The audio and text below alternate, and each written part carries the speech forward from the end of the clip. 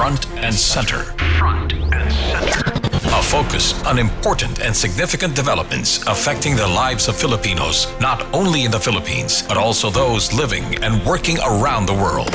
Join us in Front and Center. Front and Center. Here on Radyo Pilipinas World Service. Good day, welcome to Front and Center, where we focus on developments in the Philippines, legislation that provides policies and directions that strives to promote a better economy for the country, issues that concern the welfare and well-being of every Filipino. All of these and more will be Front and Center. You can watch this program live on our Facebook page, that's Radyo Pilipinas World Service, and also on our audio streaming at Evox PBS Receiver app.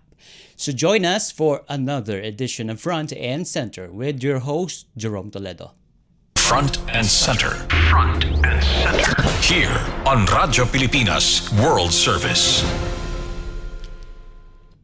The Philippine Embassy in Tel Aviv, Israel, the Department of Migrant Workers on Saturday said 6 Filipino workers from Iran arrived at Ninoy Aquino International Airport Terminal 3 in Pasay City. The group is the first batch of Filipinos repatriated from Iran following its conflict with Israel that started on June 13 and ended with a ceasefire on June 24. 5 of the overseas Filipino workers were employed as shrimp hatchery technicians in Iran. The other one is a domestic worker based in Dubai, United Arab Emirates, who had accompanied her employer to Iran as a tourist. And they were welcomed by Overseas Workers Welfare Administration Administrator Patricia Yvonne P.Y. Kaunan, Department of Foreign Affairs Undersecretary Eduardo De Vega, and DMW Assistant Secretary Venecio Legaspi, along with medical workers and a social welfare officer from the Department of Social Welfare and Development. And the repatriation was made possible through the efforts of the Philippine Embassy in Tehran, led by Ambassador Roberto Manalo in close coordination with the DMW and OWA. And in line with the directive of President Ferdinand R. Marcos Jr., the repatriated workers will continue to receive reintegration assistance from the government. And also, let me go back here. The Philippine Embassy in Israel earned widespread praise from Filipino community leaders and organizations for its rapid and heartfelt response to the needs of overseas Filipinos affected by the recent Iran-Israel conflict. In a news release, the Department of Migrant Workers reported that among the most notable commendations came from Winston Santos, head of Hammer Castle Philippinim, who publicly acknowledged the embassy's efforts. In a statement issued June 27, Santos extended his thanks and salute to the embassy for its quick and immediate response to the needs of Filipinos in Israel, calling it the fastest response he had seen during a crisis in recent history. Front and Center. Front and Center. Here on Radyo Pilipinas World Service. And on to our topic for today. So next month, July, is the country will observe the National Disaster Resilience Month as it was declared as the National Disaster Resilience Month. So under Executive Order 137 series of 1999, initially the observation establishes July as the National Disaster Consciousness Month. That's an annual reminder of the dangers posed by both natural and human-induced hazards. However, it was amended by virtue of Executive Order number 29 series of 2017, declaring July as National Disaster Resilience Month. So that's from National Disaster or Consciousness Month to National Disaster Resilience Month. And that observation originates from the catastrophic July 16, 1990 Luzon earthquake, measuring 7.8 on the Richter scale, devastated cities and towns in Luzon, notably in Baguio City and Metro Manila. Buildings crumbled, roads split open, and thousands of lives were forever changed in a matter of moments. And the annual observance of the National Disaster Resilience Month emphasizes the importance of collaboration in addressing the challenges, not just by natural disasters, but also of climate change, in particular the adaptation and mitigation, and also the disaster risk reduction and management, and mandates activities related to building disaster resilience, covering four thematic areas. That's prevention and mitigation, preparedness, response and rehabilitation, and recovery. And to give us more details about this observation for July, and that's for National Disaster Resilience Month, we have now on the line the spokesperson of the Office of Civil Defense, Director Attorney Chris Bendijo. Good morning, Director Bendijo. Jerome Toledo here on Radio Pilipinas World Service. Good morning and thank you. Hi, Sir Jerome. Good morning. Good morning to your listeners as well.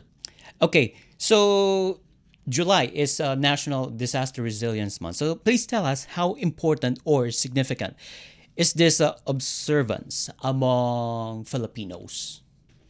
Well, for starters, no, we have to admit the fact that when it comes to disasters, we are dealing with so many. No, aside from your tropical cyclones, which we can forecast already, we still have our earthquakes, our volcanic eruptions, our tsunamis now, which are pretty much unpredictable. There is no science yet that can establish really when eruptions will occur, when the big one will occur. No, so having a month allocated and dedicated for disaster awareness, no, in this instance, National Disaster Resilience Month, gives us an opportunity to assess ourselves, our families, our offices, no, that to make that assessment as to whether or not we are really prepared when it comes to disaster. And for this year's theme, it's entitled Kumikilos. Kumikilos para sa kahandaan, kaligtasan at katatagan, because really we have to do something to be able to be prepared. No, the first step really is to have a plan, and then hopefully we gather more information so that we can be flexible enough to adjust these plans when the disaster strikes. What we really want to avoid is we do not know what to do when the disaster happens, or it is only at that time that we will gather information as to what to do. So that is the significance of having and celebrating the National Disaster Resilience Month. Okay, so again, just to make it clear, can you tell us again the theme for this year's National Disaster Resilience Month? So that's kahandaan, meaning preparedness. Yes, it's entitled Kumikilos para sa kahandaan, kaligtasan at katatagan, because this emphasizes the different aspects of preparation. You have to prepare before, no? So that is with respect to your kahandaan.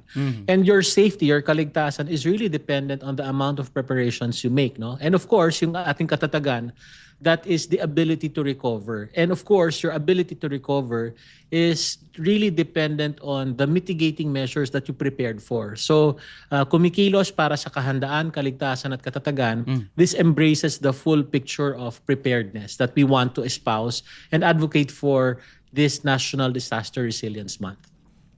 Okay, so what are the activities of the Office of Civil Defense for this month in light of this? Tomorrow we'll have a kick-off event at Ayala Mall Circuit, Makati City, together with our partners. Is it all right I mention some of them? We'll Sure. be partnering with World Bank and Ayala Foundation.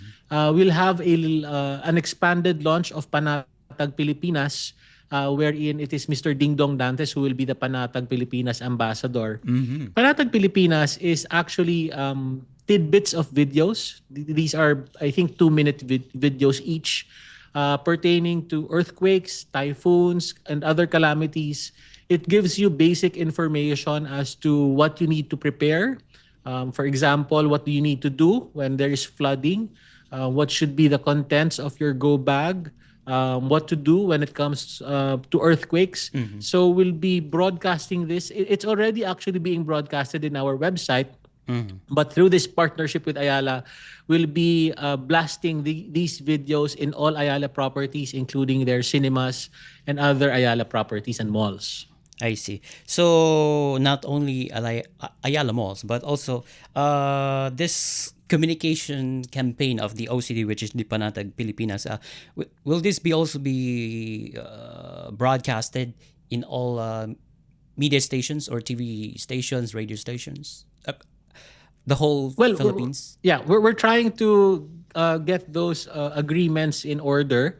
Those are in the pipeline already. Again, the intention here is to provide platforms wherein people can just watch the videos, perhaps while waiting for their movie queue, while shopping at the mall, or if they really want to engage in active gathering of information, they can visit the website of the Office of Civil Defense, and really to generate more information awareness as to what things you have to prepare for, what you can do relative to the different calamities that can potentially strike our country. Okay. So with this, how can this activity through Panatag Pilipinas and also some other activities that OCD has in store for this month? So how can these activities strengthen the capabilities of our communities nationwide to face disasters, not just natural calamities brought by typhoons, earthquakes, but also extreme weather patterns brought by climate change, Director? Well, for one, information is very vital when it comes to survivability. The intention here is to provide enough information so that you'd know what to do when the disaster strikes. No, I'll mention another portion of the kickoff event tomorrow, and this is with respect to our local disaster risk reduction management offices. We are challenging them with respect to disaster response. Of course, the best and ideal goal is zero casualty, and hopefully the local DRMOs participants tomorrow will accept that challenge. No, this will really go hand in hand because the more information we give to the public, the more awareness they have, then that increases their chances of survivability because they know what to do during times of disaster. And number two, with respect to aid, disaster response, really when disasters of this magnitude strikes, the line between the government and the private sector already disappears.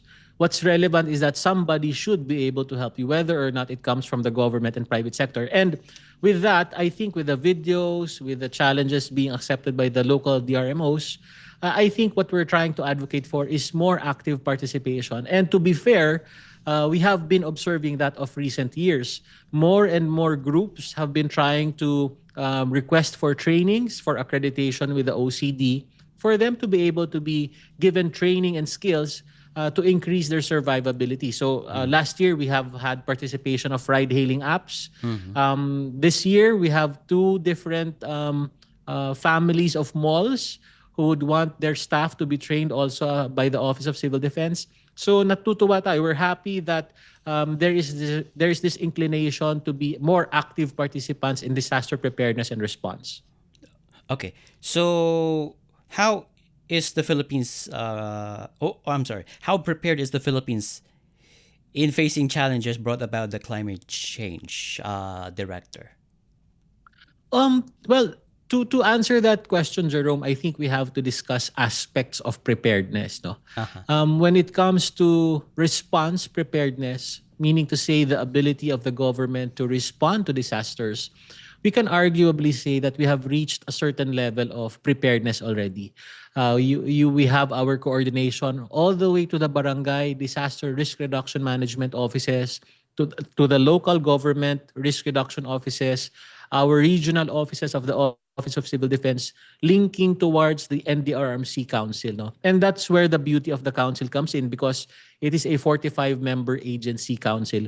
Easily, we can coordinate with the DSWD for deployment of food items, on the part of Office of Civil Defense, deployment of non-food items, your shelter repair kits, your hygiene kits, etc. So that's where it comes in. No? But the full picture really is that there are aspects of preparedness that we have a lot of catching up to do. For example, with respect to the structural integrity of our buildings, our compliance with the building code, engineering solutions for those old buildings. No, these are matters that we have a lot of catching up to do because our motions of duck cover and hold will not make any sense if the structure that you're in would collapse because it is not compliant with the building code. So there are many other aspects of preparedness that we have a lot of catching up to do. So I think that's what we're trying to focus on this year and the upcoming years. We're even trying to communicate with DepEd because in RA 10121, the disaster response and resilience should be part of the educational curriculum. I think the intention here is to give more information to our students at a very young age so that they'd have this awareness, they'd have this inclination to gather skills from your first aid, CPR, so that our chances of survivability as a nation would increase when the disaster strikes. And those programs should be implemented not just in a national setting, but also in a local setting. Director. Definitely. We have to understand the fact that the local government unit, that is really your first line of defense. That's why we really went to the extent of even going to the barangay level, the smallest governmental unit in the country. We created Barangay Disaster Risk Reduction Management Office because these are the people who are really on the ground already. Sometimes the problem with respect to disasters is that the national government does not have access to the affected areas. And we greatly rely on the barangay and the local disaster risk reduction management offices to have first aid solutions, to be the first responders, to be our first line of defense. And establishing a link of communication from that level all the way to the national level is really vital because that's where the ability of the national government to augment the services being provided by our local DRMOs comes in. No? And again, that's where the beauty of our setup is. Our chair is the Secretary of National Defense. If there is a need, for example, for aerial assets, for deployment of goods, our deployment of yung ating mga heli bucket operations for forest fires, that's very easy to do with our setup. So with respect to our local government units, the dynamic is that they are our first line of defense. They provide the immediate response when it comes to disasters. And then that linkage with the national government is that ability of the national government to augment and provide more services and supplies, especially when it comes to protracted disasters like your Canlaon, for example. No? Yeah. Talagang consummated and depleted na yung resources ng ating local government in Canlaon. That's why it's being augmented presently by the national government. And really, no, the living conditions of our citizens there in 10 cities, that's what we're trying to address now. We want to improve it. That's why we're thinking of other solutions. So that's the dynamic between the local and the national government. Okay, so it's not just about mitigating the risk, but also recovery is included under this disaster resilience director. That's correct. Just to give you some perspectives now. When we talk about disaster response and resilience, we talk about pre-disaster, we talk about operations during disaster, and we even talk about rehabilitation. There is a pending bill. No? It has passed third reading in both houses. It's a State of Imminent Disaster Act. Yes. It is the first of its kind legislation that embraces the concept of anticipatory action. Meaning to say that before the disaster strikes, before the tropical cyclone, for example, strikes, we are allowed to access our calamity fund to mitigate the possible effects of this disaster. So this is the paradigm shift with respect to management of disaster is concerned. We're trying to invest more with respect to mitigating and preventive measures in the hope that by doing so, we incur less damages and hopefully we have less expenses when it comes to rehabilitation. And I think that's the beauty of our legislation and even our President Bongbong Marcos recognizing disaster resilience as an important aspect when it comes to our country. The beauty here is that it's really a whole of nation approach. It's not just government, no. It's really a whole of nation that helps us address, be better with respect to disaster response and management. And also 20th Congress is coming up. So they will be starting, or I'm sorry, the 20th Congress is about to start rather. And this bill, the state of imminent danger, is on a third reading. So So they should prioritize this because it will mean a lot to the OCD by itself. Well, as far as the status of the bill is concerned, it has passed both houses already Yeah. on third reading. So it has passed the 19th Congress. And to my understanding, it has been transmitted to the office of the president for his consideration. So we're hoping that it will be effective into law hopefully this year. No? But with respect to the 20th Congress, I think we also have to focus on giving importance and relevance to our DRRM workers. No, these are workers who work tirelessly day and night. They spend so many hours responding to disasters.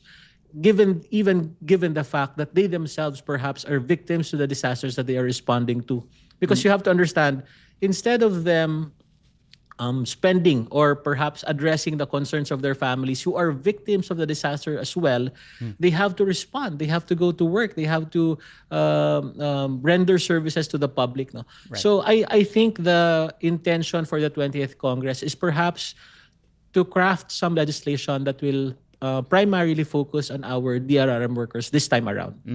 Okay, so that they will be not compensated well, but also be taken care of. That's correct. I think the president even recognized this. No, in a statement, the president said that our DRRM workers work in the rain, they work in the sun. It's about time that we should also make sure that they are taken care of. We've had several disasters already wherein our DRRM workers are injured, and sometimes even they are the casualties of the disasters. No, and I think, and this is a personal take on it, I think it's about time that we craft some legislation that recognizes these efforts, not only compensating them, no, but also perhaps their families in the event of tragedies, casualties. I think there is wisdom to giving this recognition, not only as a matter of compensation, but rather to really accept the risks that our DRRM workers are facing every time that they respond to a disaster. Okay. All right. So I'm down to last question. So lastly, okay. Any message to our Filipinos here in light of observation of the National Disaster Resilience Month? So they should be always prepared when disaster strikes and also post disaster. So what is your message to our Filipinos in this month? For our message, if it's all right, I'd like to take this opportunity to invite them again to our kickoff event tomorrow, July 1 at Ayala Mall Circuit, Makati, to attend our National Disaster Resilience Month kickoff entitled Kumikilos para sa kahandaan, kaligtasan at katatagan. And in terms of our last and parting message, perhaps, I think what we can say is that the public, we can guarantee the public that the government will always be there to respond to disasters. No? The government will always be prepared to whether provide supplies, may it be food items through our DSWD, non-food items or shelter repair kits through the Office of Civil Defense. The entire 45-member agency of the NDRMC is there to provide this service. But there is nothing wrong perhaps to invite the public to by themselves gather more information so that you can make the necessary plans for yourselves, for your families, for your offices, so that in the event of a disaster, both government and the private sector can work hand in hand in increasing the survivability of our country. So I guess that will be the parting message, and that is really embraced by our theme of Kumikilos para sa kahandaan, kaligtasan at katatagan. Okay. And also 3 words: preparedness, safety, and ability to recover. Okay. And with that, thank you, Attorney Chris Bendijo, the spokesperson of the Office of Civil Defense. Good morning, and thank you for joining us in the program. Thank you very much for this opportunity. We always thank the media for opportunities like this. We cannot stress enough how important the partnership with media is with respect to information dissemination, especially when it comes to disaster management response. Thank you again, and good morning. Front and center. Front and center. Here on Radyo Pilipinas World Service. And finally, before we end our program, the Philippines Department of Foreign Affairs, or DFA, has formally endorsed the adoption of Philippine names for 131 features of the Kalayaan Island Group, or KIG. Outgoing Foreign Affairs Secretary Enrique Manalo announced that on Friday as he officially signed the National Maritime Council Resolution number 002 series of 2025, recommending the adoption of the standard set of Philippine names for those features of the Kalayaan Island Group. Foreign Affairs spokesperson Maria Teresita Daza said the resolution is a recommendation to the President to standardize the Filipino names of the 131 features in the Kalayaan Island Group through an executive order. She added that this will help demonstrate the Philippines' right to name such features within its sovereignty, sovereign rights, and jurisdiction under the United Nations Convention on the Law of the Sea, or UNCLOS. Daza said this would formalize the adoption of those names by government agencies and serves to implement further the 2024 Philippine Maritime Zones Act. The KIG is located in the West Philippine Sea and is part of an archipelago of islets, sandbars, atolls, reefs, shoals, and cays known internationally as the Sprightly Islands in the wider South China Sea. Front and center. Front and center. Here on Radyo Pilipinas World Service. We now conclude this edition of Front and Center here on Radyo Pilipinas World Service. Together with our production team and technical personnel, this is Jerome Toledo. Until next time, mabuhay, love the Philippines. You have just heard and watched Front and Center. Front and Center. Join us again for another edition here on Radyo Pilipinas World Service. Front and Center.